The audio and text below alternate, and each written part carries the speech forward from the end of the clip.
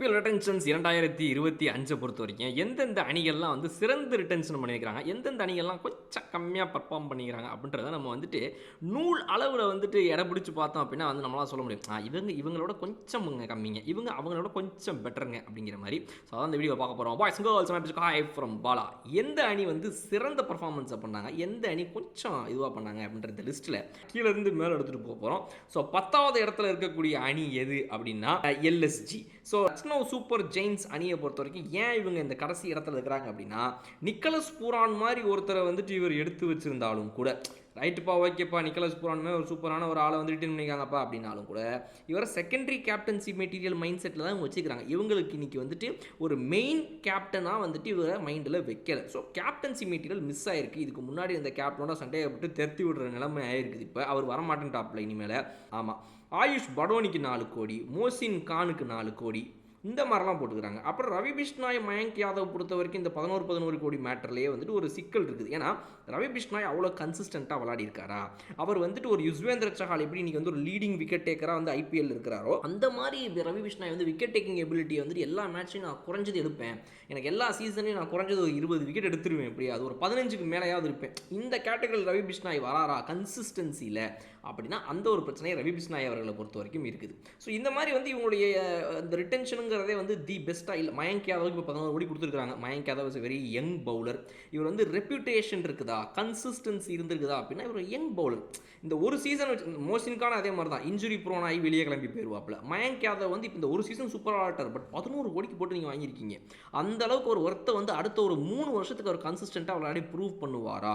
மயங்க் யாதவ் வந்து அந்த அளவுக்கு ஒர்த்தா, இல்லை உம்ரான் மாலிக் மாதிரி ஒரு 150 கிலோமீட்டர் ஸ்பீடுங்கிற ஒரு விஷயத்தை மட்டுமே நம்பி வாங்கி கடைசியில் பல்பா போச்சு எஸ்ஆர்ஹெச்சுக்கு அந்த மாதிரி ஆயிருமா?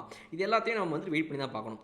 மயங்க் யாதவ்லாம் அந்த மாதிரி கம்பேர் பண்ணாதப்பா, அதெல்லாம் என்ன மாசா விளையாட்டுகிறாரு அப்படின்னு சொன்னீங்கன்னா, எஸ் எனக்கு அவர் மேலே வந்துட்டு நம்பிக்கை இல்லாமல் கிடையாது. ப்ரூவன் பிளேயர்ஸ் உங்ககிட்ட யார் இருக்கா? இவங்க கன்ஃபார்ம்ப்பா ஐபிஎல் அப்படின்ற இந்த T20 ஃபார்மெட்டில் ஒரு 4-5 வருஷத்துக்கு மேலே செம்மையாக விளாடின ஆளுப்பா இவங்க அப்படின்னு நீங்கள் கேட்டிங்கன்னா, அதாவது நிக்கலஸ் பூரான்ன்றவர் தான் சீசன்டு பிளேயர். அந்த மாதிரி சீசன்டு பிளேயர் இவங்ககிட்ட ரிட்டன்ஷனில் இல்லாதனால இவங்க இன்னும் நிறைய ஸ்லாட்ஸை வந்து சீசன்டு பிளேயர்ஸ்க்கு இந்த main top batters and bowlers and ஹிட்டர்ஸ்க்கு இவங்க எய்ம் பண்ண வேண்டிய சிச்சுவேஷன் இருக்கிறனால இவங்களை வந்து நம்ம இப்படி வந்து 10வது இடத்துல தூக்கி அடிக்கிறோம். அடுத்ததாக இந்த லிஸ்ட்டில் பார்த்தீங்க அப்படின்னா 9வது இடத்தை பிடித்திருக்கும் அணி நம்முடைய பஞ்சாப் கிங்ஸ் அணி. பிபிகேஎஸ் அவர்களை பொறுத்த வரைக்கும் பார்த்தீங்கன்னா அவங்க பண்ணிக்கிற மொத்தம் ரிட்டன்ஷனே 2 தான். ஒன்று வந்து சசாங் ரிடம்ஷன், இன்னொன்று பிரப் சிம்ரன் சிங். தொட்டு தொட்டு பேசும் சுல்தான சிம்ரனை வந்துட்டு ரீட்டர்ன் பண்ணிக்கிறாப்புல. அவர் 5.5 கோடி, இவர் 4 கோடி, மொத்தமே 9.5 கோடி தான் வந்துட்டு இவங்க பயன்படுத்துகிறாங்க. 110 கோடியே 50 லட்சம் இவங்ககிட்ட கையில் இருக்க போகுது. அதனால் இந்த அணி இவங்களுடைய டாப் ஒரு கேப்டன்லேருந்து, விக்கெட் கீப்பர் பேட்ஸ்மேன்லேருந்து, பவுலர்ஸ் ஒரு 3-4 ஃபாஸ்ட் பவுலர்ஸ்லேருந்து, ஸ்பின் பவுலர்லேருந்து எல்லா டிபார்ட்மெண்ட்டையுமே இவங்க வந்துட்டு பிடிச்சாகணும். டாப் 6 பேட்ஸ்மேனில் ஒரு 2 பேர் இப்போ கையில் இருக்கிறாங்க, அவ்வளோதான். இன்னும் பிளேயிங் லெவனுக்கே உங்களுக்கு 9 பேர் தேவை. 10 கோடி கையில் இருக்குது, பட் அதுக்காக நீங்கள் எல்லாருக்கிட்டையும் போய் ஸ்பெண்ட் பண்ண முடியாதுல்ல. யாருக்கு நான் எவ்வளோ அமௌண்ட் ஒதுக்கி வச்சிருக்கேன், எப்படி ஸ்பெண்ட் பண்ணணுன்ற விஷயங்கள்லாம் இருக்குல்ல. அதனால் நம்ம வந்து இவங்களை 9வது இடத்துல போடுறோம். பட் ஏன் இவங்க 9வது இடம், எதனால் எல்எஸ்ஜி இவங்கள விட கம்மின்னு பார்த்தீங்கன்னா, இவங்க 2 பேரை தான் வாங்கிக்கிறாங்க. நல்ல பிளேயர்ஸு, ப்ரூவன் சூப்பர், ப்ரூவன் இந்த சென்ஸ் அப்படி சொல்ல, அதாவது 2 பிளேயர்ஸ் தான் யங் பிளேயர்ஸ், பட் இவங்ககிட்ட பணம் நிறைய இருக்குது. ஆனால் எல்எஸ்ஜி எல்லாமே கேம்பிள் தான் பண்ணி வச்சிருக்குது. நிக்கலஸ் பூரான்லாம் வந்து திடீர்னு ஒரு சீசன் ஒரு டீம் வாங்கி வச்சிருப்பாங்க, அடுத்த சீசன் பார்த்தீங்கன்னா அந்த டீமை கவுத்து விட்டுருவாப்பில். இன்னொரு சீசன் பார்த்தீங்கன்னா திடீர்னு இந்த டீம் மட்டும் வெளியே போவார், அங்கே போனால் சைன் ஆகிடுவாப்பில். அதனால் இவர் யார் என்னைக்கு எப்படின்னே தெரியாது நிக்கலஸ் பூரான். ஸோ அதனால் வந்து எல்லாமே ஒரு கேம்பிள், நடக்காமையும் போகலாம் தெரியாதுன்ற மாதிரி டவுட்ஃபுல் பிளேயர்ஸே அவங்க வந்துட்டு வாங்கி வச்சுக்கிறாங்கன்றது தான் எல்எஸ்ஜி கடைசி இடத்துக்கும். அவங்கள விட 2 டீம் வாங்கி வச்சுக்கிற சசாங் ரிடம்ஷன் போன்ற இந்த பிவிகேஸ் ஏன் 9வது இடங்கிறதுக்கு இதுதான் விளக்கம். 8வது இடத்தை பிடித்திருக்கும் அணி யார் அப்படின்னு பார்த்தீங்கன்னா Delhi Capitals. So Delhi Capitals எதனால் வந்து 8வது இடம் அப்படின்னா, அவங்களுடைய கேப்டன் வந்து அவங்க தொலைச்சிட்டாங்க. ரிஷப் பண்ணிட்டு வெளியே போயிட்டாப்ல. Axar Patel, Kuldeep Yadav 2 like to like 2 ஸ்பின்னர்ஸை வாங்கி இவங்க வச்சுக்கிறாங்க. போன தடவை வந்து இவங்களுடைய மெயின் ஸ்குவாடு தான் ரிட்டைன் பண்ணுறாங்க, பட் இதில் 2 ஸ்பின்னர்ஸை வச்சுருக்காங்க. 13 கோடி போயிருக்கு. இது 10வது வந்து நீங்கள் ட்ரிஸ்டன் ஸ்டப்ஸ், அபிஷேக் போரல்ன்ற 2 ஹிட்டர்ஸை வாங்கி வச்சுக்கிறீங்க. அபிஷேக் போரல் மிடில் ஆர்டரில் நல்லா விளையாட்டுக்கிறாப்புல, சூப்பராக கன்சிஸ்டண்ட்டாக பர்ஃபார்ம் பண்ணிக்கிறார் போன வருஷத்தை பொறுத்த வரைக்கும். அது கண்டினியூ ஆகணும். ஸோ ப்ரூவன் பிளேயராக ஒரு 5 சீசன் செம்மையாக விளையாடுறா அப்படின்னா அவர் இந்த கேட்டகரியில் வரமாட்டார். ட்ரிஸ்டன் ஸ்டப்ஸுமே அதே மாதிரி தான். இவருக்கு நீங்கள் நேஷனல் டீம் பொறுத்தவரைக்கும் பார்த்தீங்க அப்படின்னா அந்தளவுக்கு இன்னும் சூப்பராக விளாடுறதில்ல. ஐபிஎல்லில் போன வருஷம் ஆடினது கூட வந்து இன்னொரு வந்து நேஷனல் டீமில் கன்சிஸ்டண்ட்டாக விளாடல. ஒரு இன்னிங்ஸ் 2 இன்னிங்ஸ் ஆட்டு காணாமல் போயிடுறாப்புல. ஸோ இதனால் வந்துட்டு இவங்களை நம்ம இந்த 8வது இடத்தில் செலுத்துகிறோம். 7வது இடத்தில் இருக்கக்கூடிய அணி யார் என்றால் ஆர்சிபி. ஸோ ஆர்சிபி அணியை பொறுத்த வரைக்கும் இவங்க வந்து விராட் கோலின்ற ஒரு மிகப்பெரிய வீரரை வந்துட்டு 21 கோடி ரூபாய்க்கு வந்துட்டு ரீட்டைன் பண்ணியிருந்தாலும் கூட ரஜத் பட்டிதர் என்ற 11 கோடி ரிட்டன்ஷன். இவர் வந்து ஒரு கடந்த ஒரு 3-4 ஐபிஎல் ஒரு 3 ஐபிஎல் நல்லா விளாட்டாருன்னு வச்சுக்கோங்க. 2-3 சீசனில் 2 சீசன் 4 3 சீசன் விளாட்டாப்ல. ஸோ அதனால் இவருடைய இந்த விஷயம் வந்துட்டு இன்றைக்கி ஓகே ராஜத் பட்டிதர் கன்ஃபார்ம்டு பிளேயர்ப்பா அப்படின்ற அளவுக்கு இவங்க கொண்டு வந்திருக்காங்க பல வீரர்கள்லாம் தாண்டி. அதை இவர் வந்து ரீட்டைன் பண்ணதை வந்து இவர் ப்ரூவ் பண்ணி காட்டணும். அண்ட் யஷ் தயால் கொஞ்சம் எக்ஸ்பென்சிவ் சைடில் போயிடுவார். ஒரு ஓவர் 2 ஓவர் திடீர்னு மேட்ச் தோக்கிறதுக்கான மெயின் பெனல்டிமேட் ஓவரில் சொதப்பிடுவாப்பில், ஃபுல் டாஸ் பாலை போட்டு கொடுத்துருவாப்பில்.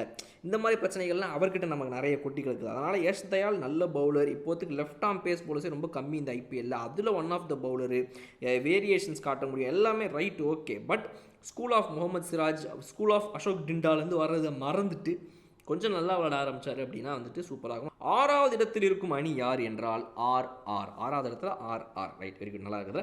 ஆர்ஆர் அணி எதனால் 6வது இடம் என்று கேட்டீர்கள் என்றால் ஆர்ஆரை பொறுத்த வரைக்கும் சஞ்சு சாம்சன் போன்ற ஒரு கேப்டன் இருக்காரு, யஷஸ்வி ஜெய்ஸ்வால், ரியான் பராக் 2 பேர் இருக்காங்க, த்ருவ் ஜுரேல், சிம்ரான் மேர் இருக்காரு, அப்புறம் சந்தீப் சர்மா.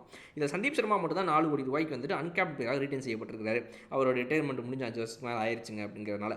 பட் ஆனால் இந்த சிம்ரான் ஹெட்மயர்ன்ற ஒரு 11 கோடிக்கு வாங்குனீங்க, சூப்பருங்க. அவர் ஒரு ஹிட்டருங்க, வாங்கலாம், அடிக்கலாம், போகலாம், இல்லை ஒரு வேலை கூட விட்டுறலாம், சரி விடுங்க, ஏதோ ஓகே. 11 கோடி சூப்பருங்க, வெரி குட்னு சொல்லலாம். த்ருவ் ஜுரேலுக்கு 14 கோடி ரூபாய். அவர் அந்த அளவுக்கு ப்ரூவ் பண்ணியிருக்காரா, கன்சிஸ்டன்சி காட்டியிருக்கிறாரா, பிக் ஹிட்டிங்ஸை வந்துட்டு ஒரு மேட்ச் 2 மேட்ச்சில் எல்லா மேட்ச்க்கும் இவர் பண்ணுறாரா, கன்சிஸ்டன்சி மோராக இருக்குதா இவருக்கு அப்படின்னு கேட்டிங்கன்னா வந்து அந்த ஒரு சர்ச்சை வந்து நம்ம தலைவங்கிட்ட இருந்துக்கிட்டே தான் இருக்குது. அது அவருக்கு மட்டும் கிடையாது, அந்த ஸ்குவாடில் இருக்கிற அடுத்த வீரர்களுக்கும் அதே தான்.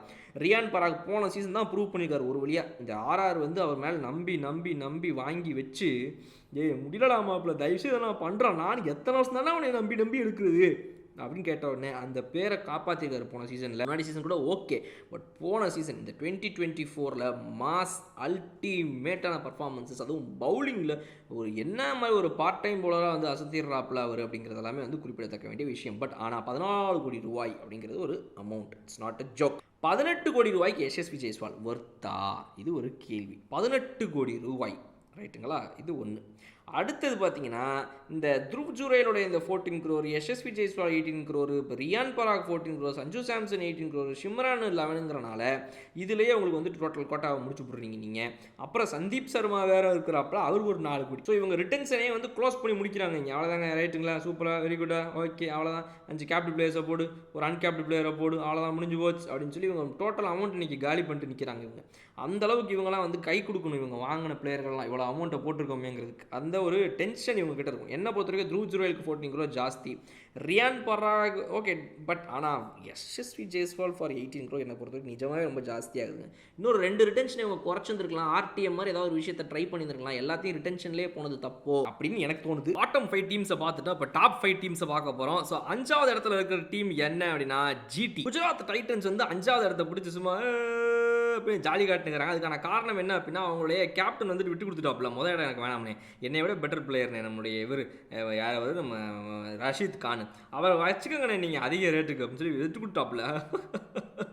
இந்த நல்ல மனசு யாருக்கு வரும் அப்படின்னு சொல்லிட்டு அவர் வந்து 2வது இடத்துக்கு போகிறதும், ரஷீத் கான் 18 கோடிக்கு போகிறதும், சாய் சுதர்ஷன் வந்து 8.5 கோடிக்கு வந்து சூப்பரான ஒரு பையிங்க.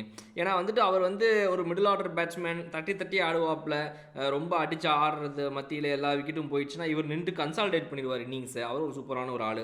ராகுல் தெவாட்டியா, ஷாருக் கான்ற 2 ஃபினிஷர்ஸை 4 கோடி ரூபாய்க்கு வாங்கியிருக்காங்க. ஸோ இவங்க வந்துட்டு ஃபாரின் ஃபினிஷர்ஸாக வந்துட்டு டேவிட் மில்லர் தான் வச்சுருந்தாங்க. மில்லர் இந்த தடவை வந்துட்டு மில்லர் த கில்லர், டேவிட் கொலகாரனை வந்துட்டு இந்த தடவை வந்துட்டு இவங்க ரீட்டைன் பண்ணலை. அதுக்கு பதிலாக ராகுல் தெவாட்டியா அண்ட் ஷாருக் கான்ற இந்த 2 இந்தியன் ஃபினிஷர்ஸை இவங்க ரீட்டைன் பண்ணியிருக்காங்கன்றது ஒரு சூப்பர்பான பாயிண்ட். பட் 2 பேரும் நன்காக விளையாடணும். ராகுல் தெவாட்டியா நல்லா பண்ணிடுறாப்புல, ஷாருக் கான் அப்பப்போ கொஞ்சம் தொய்வடைஞ்சிடுறாரு. ஸோ அவரும் வந்துட்டு கன்சிஸ்டன்ட் பண்ணார் அப்படின்னா இந்த டீம் வந்து கண்டிப்பாக வந்துட்டு வாங்கின வரைக்கும் ஸ்பெண்ட் பண்ண அமௌண்ட் ஒர்த்து அப்படின்னு நம்ம சொல்லலாம். அதெல்லாம் 5வது இடம். 4வது இடத்துல சிஎஸ்கே இருக்கிறாங்க, சென்னை சூப்பர் கிங்ஸ். நம்மளுடைய ரவீந்திர ஜடேஜாவை 18 கோடி ரூபாய்க்கு வந்து வாங்கினது. இப்போ 18, 14, 11 இதுதான் வந்து first, second, third retention. 4th retention போனோம்னா திரும்ப நீங்கள் 18 crore வாங்கணும்னு இருக்குது. அந்த இன்னொரு 18 crore யார் worth? Ruturaj Gaikwad captain 18 crore right. இன்னொரு பிளேயர் யார் 18 கோடி ரூபாய்க்கு வருது அப்படின்னு இவங்க தேடும்போது இவங்க மைண்டுக்குள்ள வந்தது யார் அப்படின்னா ரவீந்திர ஜடேஜா. ரவீந்திர ஜடேஜாவோட பிரச்சனைகள் என்ன அப்படின்னு நீங்கள் எடுத்து பார்த்தீங்க அப்படின்னா நம்பர் 1 இன்னும் வந்து அவர் அந்த சிச்சுவேஷனுக்கு அடாப்ட் ஆகல. பேட்டிங்கை பொறுத்த வரைக்கும் இன்னுமே தட்டி தட்டி ஆடிட்டு இருக்காப்புல, டக்குன்னு கன்வர்ஷன் பண்ண மாட்டேங்கிறாரு. ஸ்ட்ரைக் ரேட் ரொம்ப கம்மியாக வச்சுக்கிட்டே கடைசி நிமிஷம் வரைக்கும் ஆடி லாஸ்ட் வரைக்கும் எடுத்துகிட்டு போகிறார். அந்த ஒரு பிரச்சனை இருக்குது. ரெண்டாவது பிரச்சனை என்னன்னா லாஸ்ட் வரைக்கும் எடுத்துகிட்டு போயிட்டு ஜெயிச்சா பரவாயில்ல, தோத்து அவுட் ஆயிடுறாரு. அப்புறம் திரும்ப புதுசாக ஒரு பேட்ஸ்மேன் ரொம்ப ப்ரெஷர் ஆகி போயிருது. இதெல்லாம் வந்து ஆர்டிஎம் மூலமாக மேபி போயிருந்துருக்கலாமோ, இன்னொரு ஒரு ரிட்டென்ஷனை கையில் வச்சிருந்தா நல்லா இருந்திருக்குமோன்னு எனக்கு தோணுது. பட் சிவம் டூபே ரேட்டை ஏற்றி விட்டுருவாங்கன்ற அந்த பயத்தை அவங்க சரியாக பயன்படுத்திட்டாங்க. பட் பிரச்சனைன்னு பார்த்தீங்கன்னா நமக்கு உண்மையாகவே ரவீந்திர ஜடேஜா நல்ல ஃபீல்டர், சூப்பர்பான ஒரு இது. பட் இந்த டீமில் வந்துட்டு ரொம்ப நாளாக அஃபெக்ஷனேட்டாக உள்ளே சுற்றிட்டு இருக்காருப்பா அப்படின்ற இந்த விஷயங்கள்லாம் நம்ம யோசிச்சு ஒருத்தர் ரீட்டைன் பண்ணணுமா? அந்த ஃப்ரான்ச்சைஸியோடு இருக்கிற பாண்டிங் விஷயத்தெல்லாம் கொஞ்சம் தூக்கி போட்டுட்டு வெறும் கிரிக்கெட் பியூராக நீங்கள் பார்த்தீங்க அப்படின்னா இப்போ இருக்கிற தலைமுறை ஆஃப் T20 ஃப்ரான்ச்சைசி கிரிக்கெட்டுக்கு செட் ஆக மாட்டேங்கிறாப்புல நம்மளுடைய அருவா ஜட்டு இந்தியன் கண்டிஷன்ஸில் அட்லீஸ்ட் ஆடும்போது அப்படிங்கிறது தான் வந்து நிஜமான ஒரு உண்மையாக நம்ம இதில் சொல்லணும். பட் பார்ப்போம். நம்ம அடுத்ததாக பார்த்தீங்கன்னா 3வது இடத்துல மும்பை இந்தியன்ஸ் வந்துடுறாங்க. மும்பை இந்தியன்ஸ் வந்து அவங்களுடைய கடவாரை டீமை வந்துட்டு பிடிச்சிக்கிறாங்க. ஜஸ்பிரித் பும்ராவும் இருப்பார், சூரியகுமார் யாதவும் இருப்பார், ஹார்திக் பாண்டியாவும் இருப்பார், ரோஹித் சர்மாவும் இருப்பார். 4 பேருமே உள்ளே இருப்பாங்க. எல்லாருக்குமே வந்து அமௌண்ட்டை பிரித்து கொடுத்துட்டோம் அப்படின்னு சொல்லி கரெக்டாக வந்து அந்த 18, 14, 11, 18 அப்படின்ற அந்த 4 ஸ்லாட்டை கரெக்டாக யூஸ் பண்ணிட்டாரு. கிஷான் மாதிரி ஒருத்தரை ஏன் எடுக்கல? விக்கெட் கீப்பர், பேட்ஸ்மேனு, எக்ஸ்ப்ளோசிவ் ஓப்பனன்ற நிறைய விஷயங்கள்லாம் ஒளிஞ்சிக்கிட்டு இருக்குது நம்ம பார்த்தாலும் கூட. ரீசெண்ட் டைமோடைய ஃபார்ம் கம்மியாக இருக்குது அப்படின்னு சொல்லி சொல்கிறாங்க. அந்த ஒரு காரணத்தினால அவரை வந்து இன்றைக்கி தூக்கி வச்சு ஸ்மாக் அடிக்க வேண்டிய நிலைமை ஏற்பட்டுச்சுங்கிறதே வந்து கொஞ்சம் வருத்தத்துக்குரிய ஒரு விஷயம் தான். இன்னொன்று பார்த்தீங்கன்னா 2வது இடத்துல இங்கே இருக்கக்கூடியவர் SRH. இப்போ எப்படி வந்து ஜஸ்பிரித் பும்ரா, சூரியகுமார் யாதவ், ஹார்திக் பாண்டியா, ரோஹித் சர்மா, திலக் வர்மா எல்லாரையும் இவங்க ரீட்டைன் பண்ணிட்டாங்களோ அதே மாதிரி தங்களுடைய கோர் டீம் ரீட்டைன் பண்ணுறது SRH எடுத்த முடிவுகளும் வந்து பாராட்டத்தக்க வேண்டியது. பட் என்ன அவங்களுக்கு ஒரே ஒரு கன்சர்ன்னா எல்லாம் ஃபாரின் பிளேயர்ஸாக இருக்கிறாங்க. இவங்க இந்தியன் பிளேயராக வந்து வாங்கி வச்சுக்கிற அபிஷேக் சர்மா, நிதிஷ் ரெட்டி இருவரும் வந்துட்டு வேறு. பட் 3 பேர் நீங்கள் வந்துட்டு ஃபாரின் அமௌண்ட் யூஸ் பண்ணிக்கிறீங்க, அதிக அமௌண்ட்டு. பேட் கமின்ஸ் 18 கோடி, ஹென்ரிக் கிளாசன் 23 கோடி, டிராவிஸ் ஹெட் 14 கோடி. இதில் ஸ்மார்ட் மூவ் என்ன அப்படின்னா இவங்க இந்த இடத்துக்கு வந்திருக்கிறதுக்கான காரணமே வந்துட்டு இவங்க வந்து போன சீசன் நல்லா விளையாடின இவ்வளோ பேர் வந்து ரீட்டைன் பண்ணியிருக்காங்க. சும்மா இந்த பிராண்ட் வேல்யூ, ஃபேஸ் வேல்யூ அதெல்லாம் பார்க்கல, நல்லா விளையாடின ஆட்களை எடுத்து வந்து வச்சுருக்கிறாங்க. அது ஒன்று. 2வது என்ன அப்படின்னா இப்போ Travis head, bad Cummins, Henrik Klaasen இவங்களெல்லாம் தாண்டி அபிஷேக் சர்மான்ற இந்தியன் ஓப்பனரில் இருக்கிறாரு, நிதிஷ் ரெட்டின்ற இந்தியன் பேட்ஸ்மேன் இருக்கார். ஸோ இது ஒரு கேம்பிள் தான். நீங்கள் கம்ப்ளீட்டாக வந்துட்டு இந்தியன் பிளேயர்ஸை நம்பி இங்கே விட்டுட்டு போகும்போது என்ன நடக்கும்? அவங்கள ஏன்னா வந்துட்டு இந்த ஃபாரின் பிளேயர்ஸ் திடீர்னு பாதி மேட்ச் விளாட மாட்டாங்க. ஃபஸ்ட் ஹாஃப் விளாட்டு செகண்ட் ஹாஃப் விளாட மாட்டாங்க. செகண்ட் ஹாஃப் விளாடாமல் ஃபஸ்ட் ஹாஃப் டேரெக்டாக வந்து விளாடுவாங்க. ஸோ இதெல்லாம் நம்ம என்ன பண்ணுறது அப்படின்றதையுமே வந்துட்டு இதில் கொஞ்சம் யோசிக்கணும். பட் ஆனால் ப்ரூவன் பிளேயர்ஸை தூக்கி வச்சுக்கிற காரணத்தினால இவங்களை நம்ம வந்து ஸ்மார்ட் நெகோசியேஷன்னு சொல்லலாம். டிராவிஸ் ஹெட்டை 14 கோடிக்கு பிடிச்சி லாக் பண்ணுதுங்கிறது. ஸோ இதெல்லாம் வந்து சூப்பரான ஒரு விஷயமாக பார்க்கப்படுது.